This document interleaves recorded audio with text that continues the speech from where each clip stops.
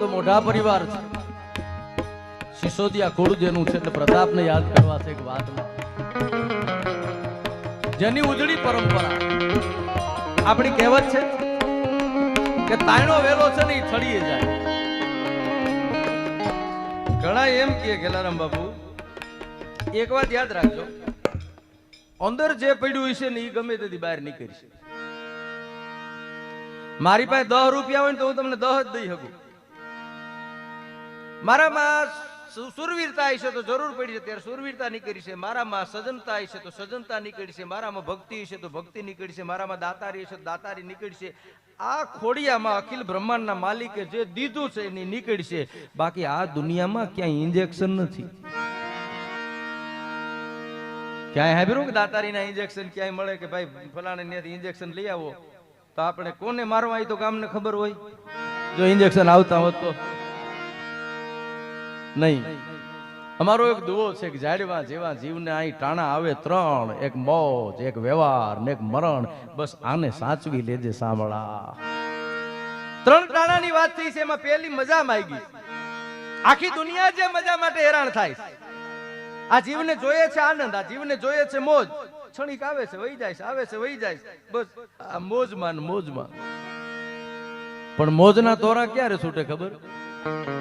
હવની હારે જયારે માણસ ભળી જાય, અનેરો અવસર હોય, નવસરમાં સામેલ થઈ જાય, આહાડની વાદળી સહી નીકળે.